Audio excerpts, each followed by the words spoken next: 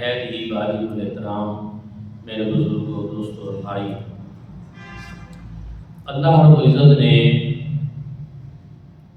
حضرت آدم علیہ السلام کو پیدا کرنے سے قبل فرشتوں سے مشورہ کیا، اور اللہ رب العزت نے فرشتوں کو فرمایا کہ وَإِذْ قَالَ رَبُّكَ،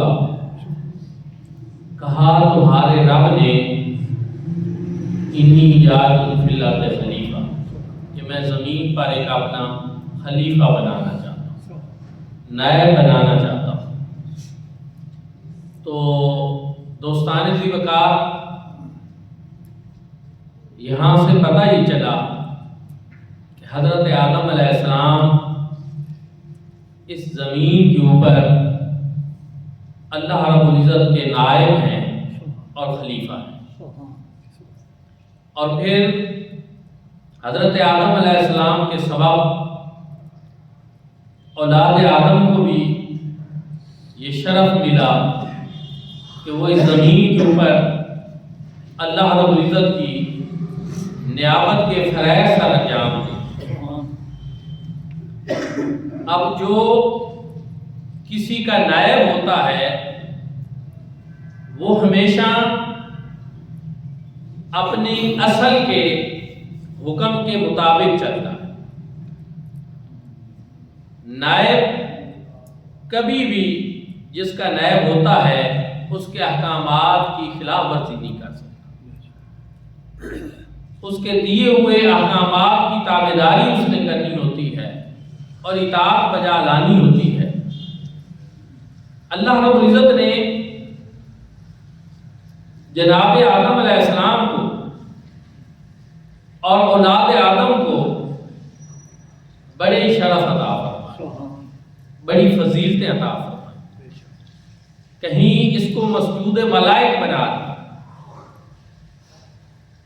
کہ فرشتوں نے جب اعتراض کیا کہ قالوا اتجعل فیہا من یفسد فیہا ویسفک الدماء ونحن نسبح بحمدک ونقدس لک، تو اللہ رب العزت نے جناب آدم علیہ السلام کو کچھ چیزوں کے آسماء کا علم دیا، وعلم آدم الاسماء کلھا ثم عرضهم علی الملائکہ، پھر ملائکہ پہ ان چیزوں کو پیش کیا تو وہ اس کا جواب نہ دے سکے۔ اللہ رب العزت نے ملائکہ کو فرمایا کہ جناب آدم علیہ السلام کو سجدہ کرو۔ قرآن پاک میں ہے اسجدوا لآدم، جناب آدم علیہ السلام کو سجدہ کرو، فسجدوا الا ابلیس، ابلیس کے علاوہ تمام نے سجدہ کیا۔ ایک جگہ پہ اللہ رب العزت نے ارشاد فرمایا فسجد الملائکۃ کلھم اجمعون، مزید وضاحت فرمائی کہ ملائکہ نے تمام کے تمام نے اکٹھے ہو کر جناب آدم علیہ السلام کو سجدہ کیا، ابلیس کے علاوہ سب نے سجدہ کیا۔ جناب حضرت جبریل نے بھی کیا، میکائیل نے کیا، اسرافیل نے کیا، اسرائیل نے کیا، ملائکہ نے جناب آدم علیہ السلام کو سجدہ کیا۔ یہ ایک بہت بڑا شرف ہے، یہ ایک بہت بڑی بزرگی ہے اور بڑی عظمت ہے جو رب تعالیٰ کی طرف سے جناب آدم علیہ السلام کو عطا ہے۔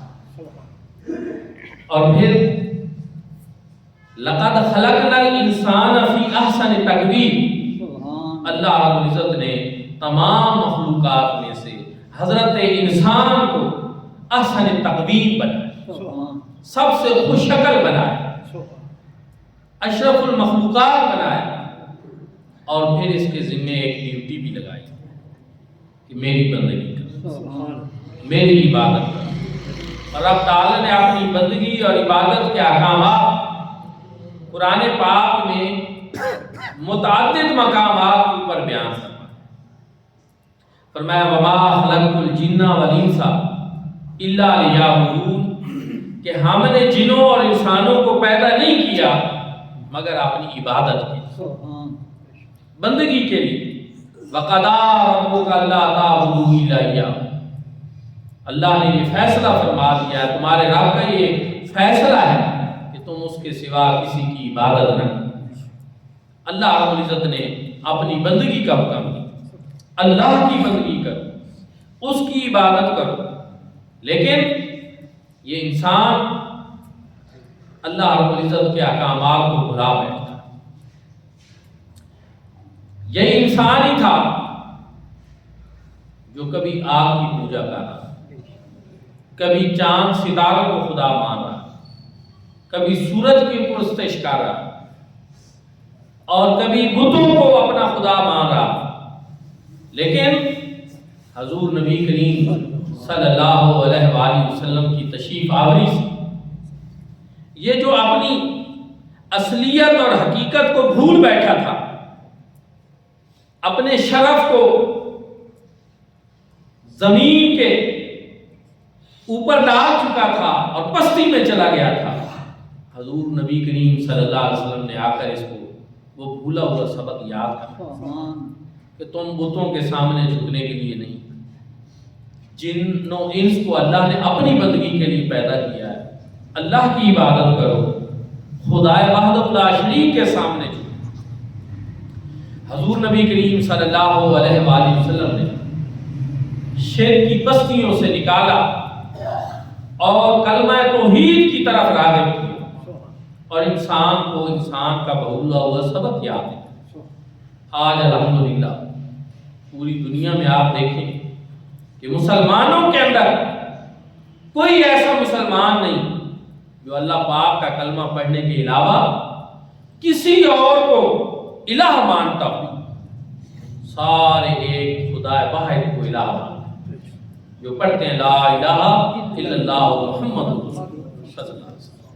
ایک مسلمان اپنا کسی بت کے سامنے جھکتا ہے، نہ چاند ستاروں کی پرستش کرتا ہے، نہ سورج کو خدا مانتا ہے، نہ کسی اور چیز کو۔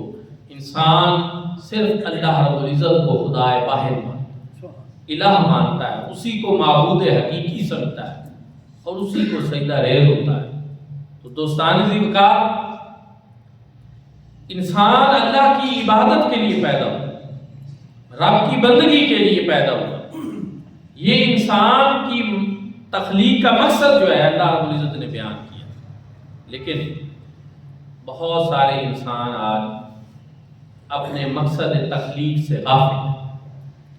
اللہ رب العزت نے انبیاء کرام کے ذریعے ان کو اس مقصد کی یاد دہانی کرائی، قرآن پاک کے ذریعے یاد دہانی کرائی، اور بار بار ارشاد فرمایا کہ تم اپنے زندگی کے مقصد کو پہچانو۔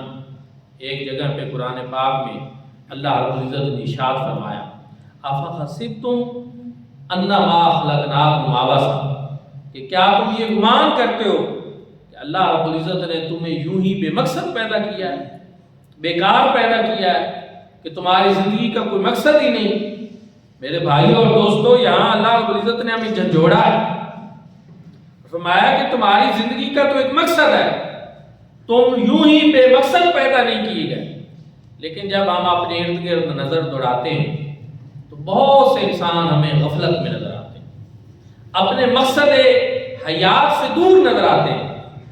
بعض وہ ہیں جو صرف کاغذ کے نوٹ جوڑنے کو اپنی زندگی کا مقصد حیات بناتے، بعض وہ ہیں جو صرف اقتدار کو سمجھتے ہیں کہ وہ ہمارے پاس رہے، یہی ہماری زندگی کا مقصد ہے۔ دوستان ذی وقار، دنیا کے اندر رہنے کے لیے نوٹ ایک ضرورت ضرور ہے، لیکن ہمارا مقصد حیات نہیں۔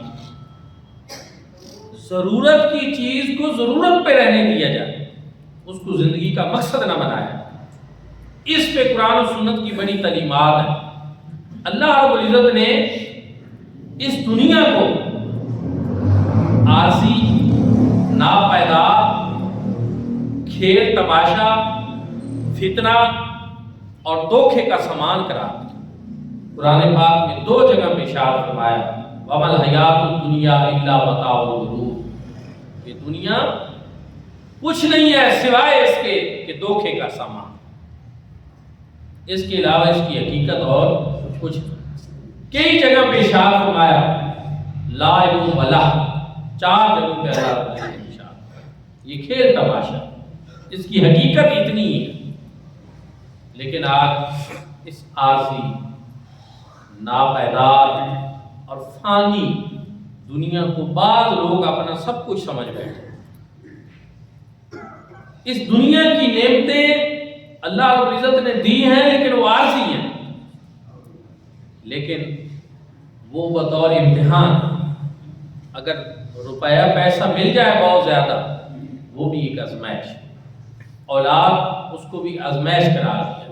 دنیا کی جتنی نعمتیں وہ آزمائش ہیں، اس طرح کہ ان کے بارے میں بعض پرسونی پوچھا جانا ہے کہ اگر پیسہ تھا کمایا کیسے، خرچ کہاں پر کیا، جوانی دی اس کو کیسے گزارا، ان چیزوں کے بارے میں بعض پرسونی ہے، یہ آزمائش کے طور پہ ہے۔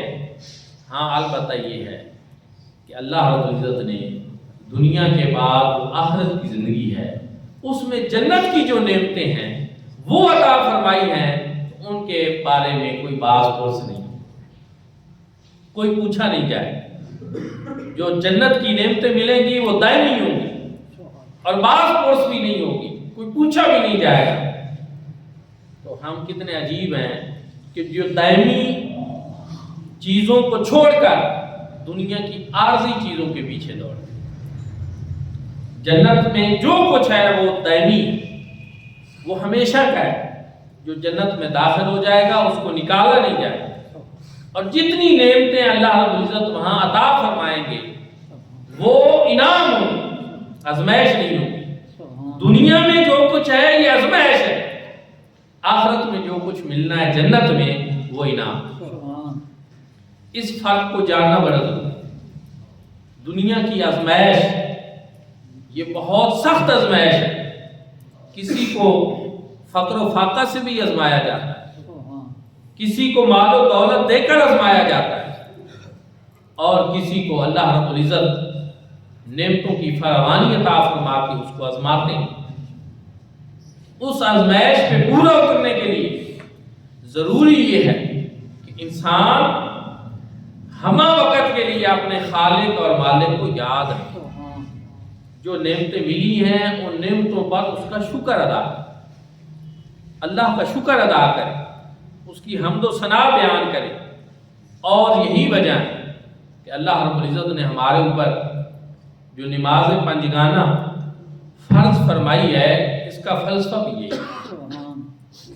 میں پڑھ رہا تھا کہ چاہیے تو یہ تھا کہ ہمیں ہر وقت بندگی کا حکم دیا جائے، کہ بھئی جتنی زندگی ہے اس میں کوئی اور کام نہ کرو، صرف اللہ کی عبادت کرو۔ کیوں؟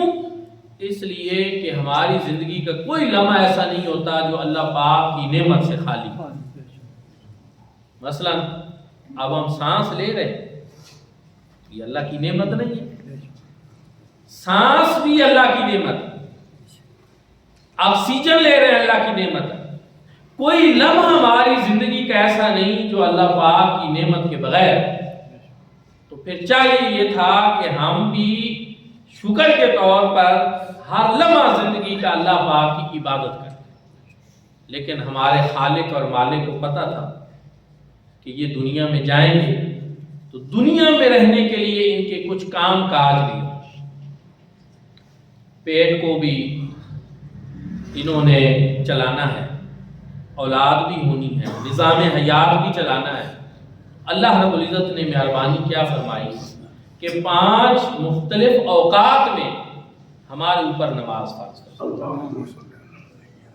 اور اس میں جو نعمتیں رات کو ملتی ہیں، صبح اٹھ کر جب فجر کی انسان نماز پڑھتا ہے تو ان ساری نعمتوں کا انسان شکر ادا کرتا ہے۔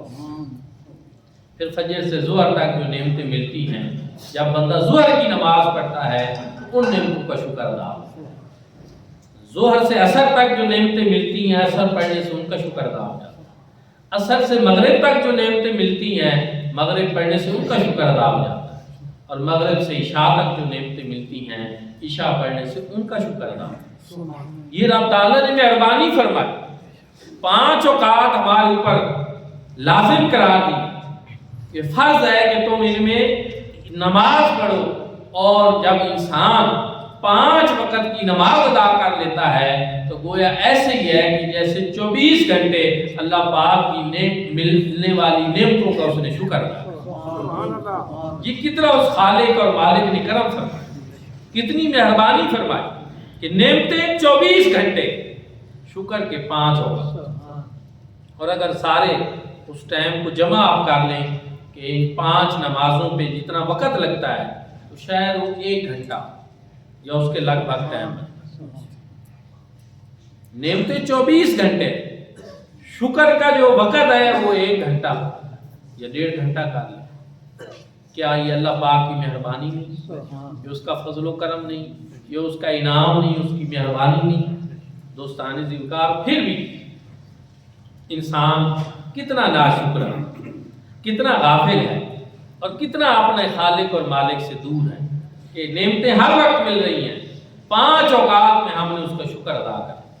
اور عبادات شکر کے اور بھی کئی طریقے ہیں, لیکن نماز اللہ رب العزت نے ایک جامع عبادت بنائی کہ جس میں جسمانی طور پر جو ہمیں نعمتیں ملتی ہیں ہم اپنے جسم کے ذریعے فزیکلی اس میں عبادت کر کے اپنے سارے اعضاء کو جو 360 اعضاء کہے گئے ہیں, بتائے گئے انسانی جسم کے, وہ سارے کے سارے نماز میں متحرک اور کام میں آتے ہیں. اس طرح جسمانی طور پر نعمتوں کا بھی شکریہ ادا ہو جاتا ہے.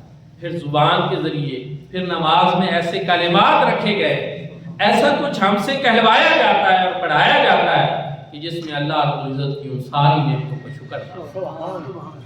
تو دوستان ذکر لے کے ایک اور چیز میں نے ضرور وضاحت کرنی ہے کہ اللہ رب العزت نے بندگی کے لیے پیدا کیا, اپنی عبادت کے لیے. عبادت صرف نماز نہیں, نماز بھی ہے, روزہ بھی ہے, حج بھی ہے, زکوٰۃ بھی ہے, اور بہت سارے ایسے کلمات ہیں. قرآن پاک کی تلاوت بھی عبادت ہے, ذکر اذکار بھی عبادت ہے. ہر وہ عمل جس پہ اللہ پاک راضی ہوتے ہیں اس کو کرنا وہ عبادت میں شامل ہے. عبادت کی تعریف کیا بتائی گئی ہے؟ غایت التذلل, انتہا درجے کی عاجزی. اور یاد رکھیں کہ یہ انتہا درجے کی عاجزی کسی اور کے سامنے نہیں, یہ صرف اللہ پاک ہے. یہی وجہ کہ اللہ رب العزت نے سجدہ جو ہے وہ صرف اپنے لیے رکھا. اب امت مصطفیٰ کریم صلی اللہ علیہ وسلم کے لیے کہ صرف اللہ کو سجدہ کرے. پہلی امتوں میں سجدہ تعظیمی تھا بھی, تو اب وہ حرام قرار دے دیا گیا. سجدہ صرف اللہ کے لیے, پیشانی اللہ کی بارگاہ میں جھکے. دوستان ذکر کیوں؟ اس لیے کہ یہ انسان کے جسم میں سب سے اعلیٰ جگہ جو ہے عظمت والی اور شان والی اور مقام والی وہ انسان کی پیشانی ہے. تو فرمایا کہ اللہ رب العزت کی بارگاہ میں انسان جب سجدہ ریز ہو وہ اپنی پیشانی کو, اپنی جبین کو اس بارگاہ نیاز کے اندر جھکائے, اللہ کی بارگاہ میں جھکائے, تاکہ غایت التذلل ہو, انتہا درجے کی عاجزی پیدا ہو. کسی اور کے سامنے اس پیشانی کو نہیں جھکانا, صرف اللہ رب العزت کی بارگاہ میں جھکانا. اور دوستان ذکر پھر جب انسان سجدے میں جاتا ہے اللہ رب العزت کا سب سے زیادہ قرب اس کو اس وقت نصیب ہوتا ہے جب وہ اپنی اس جبین نیاز کو اس بارگاہ ناز کے اندر جھکا. حضرت ابو ہریرہ رضی اللہ تعالیٰ عنہ سے روایت ہے کہ بندہ سب سے زیادہ اس وقت اپنے رب کے قریب ہوتا ہے جب وہ اللہ کی بارگاہ میں سجدہ ریز ہوتا ہے. ایک اور حدیث پاک میں اذا صلی عبدا یناجی ربہ, کہ جب بندہ نماز پڑھتا ہے سجدہ ریز ہوتا ہے تو گویا وہ اپنے رب سے سرگوشی کرنے والا. سرگوشی کیا ہے کہ کسی سے بہت راز کی بات اگر آپ نے کہنی ہو تو آپ اس کے کان میں کہتے ہیں. صوفیاء کرام, علماء کرام جہاں یہ بیان کرتے ہیں کہ وہ بات جو تمہارے دل میں ہو اور تم کسی اور سے نہیں کرنا چاہتے تو تم سجدے میں اپنے خالق اور مالک سے اللہ رب العزت کے سامنے سجدہ ریز ہو جاؤ اور اس سے وہ بات عرض کر دو. حضور نبی کریم صلی اللہ علیہ وآلہ وسلم کے معمولات میں سے بھی یہی تھا کہ جب آپ صلی اللہ علیہ وآلہ وسلم کو کوئی مشکل, کوئی پریشانی درپیش آتی تو آپ صلی اللہ علیہ وآلہ وسلم بھی مصلی بچھا سجدہ ریز ہو جاتے تھے. اور قرآن پاک میں اللہ رب العزت نے بعد ارشاد بھی فرمایا یا ایھا الذین آمنوا استعینوا بالصبر والصلاۃ، اے ایمان والو تم صبر سے اور نماز سے مدد مانگو۔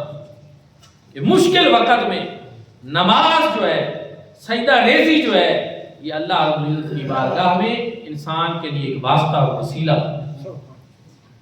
جنگ بدر ہو، جنگ خندق ہو، جنگ احد ہو، تمام جنگوں کے حالات آپ پڑھ لیں، ان سب میں حضور نبی کریم صلی اللہ علیہ وسلم نے سجدے میں سر رکھ کر بہت لمبی دعا کی۔ حضرت سیدنا صدیق اکبر دیکھتے ہیں، فرماتے ہیں کہ مجھے تو یوں لگا تھا جیسے کہیں حضور نبی کریم صلی اللہ علیہ وسلم کی سجدے کے اندر روح پرواز نہ کر، اتنی دیر آپ نے لمبا سجدہ فرمایا، اور اس میں آپ بار بار پڑھ رہے تھے یا حی یا قیوم برحمتک استغیث، یا حی یا قیوم برحمتک استغیث۔ تو دوستان ذکر بندے کے لیے یہی ہے کہ وہ اپنے خالق اور مالک سے اپنے تعلق کو مضبوط کرے، اپنے رب کی بندگی کرے، اسی کے سامنے سجدہ ریز ہو اور اس سے اپنے ٹوٹے ہوئے تعلق کو بحال کرے۔